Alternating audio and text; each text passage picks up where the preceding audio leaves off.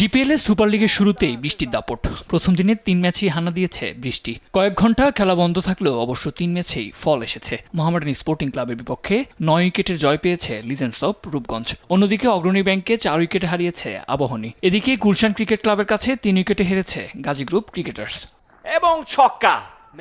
মিরপুর শেরেবাংলা স্টেডিয়ামে টস হেরে ব্যাটিংয়ে নামে মোহামেডান স্পোর্টিং ক্লাব। শুরু থেকেই ব্যাটিং বিপর্যয়ে পড়ে তারা। মাত্র 95 রানে 6 উইকেট হারিয়ে চাপে পড়ে মোহামেডান। এরপর আরিফুল ইসলাম কিছুটা প্রতিরোধ গড়লেও দলীয় 117 রানে 7 উইকেট হারানোর পর নামে বৃষ্টি। আর সেই বৃষ্টিতেই শেষ হয় তাদের ইনিংস। বৃষ্টি আইনে ম্যাচের নতুন লক্ষ্য দাঁড়ায় 22 ওভারে 93 রান। সহজ লক্ষ্য দাঁড়ায় প্রথম ওভারেই তানজিদ হাসান তামিমের উইকেট হারায় রূপগঞ্জ। এরপর আর কোনো বিপদ হতে দেয়নি সাইফ হাসান ও সৌম্য সরকার। দুজনেই মারমুখী ব্যাটিং করেছেন। 50 দেখা পেয়েছেন সাইফ। মাত্র 13.2 ওভারেই দলের জয় নিশ্চিত করেন এই দুই ক্রিকেটার।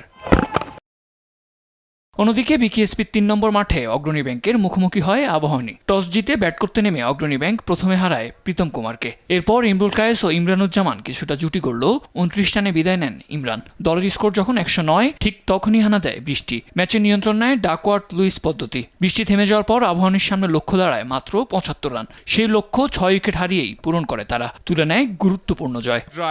হাওয়ায় ভাসিয়ে বলতে।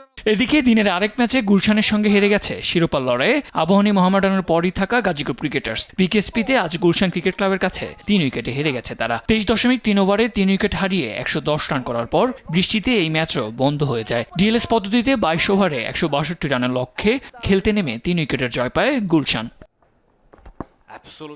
সাদ আহমেদ, স্পোর্টস ডেস্ক, দেশ টিভি। সেটা একজন টেল এন্ডার ব্যাটার যেভাবে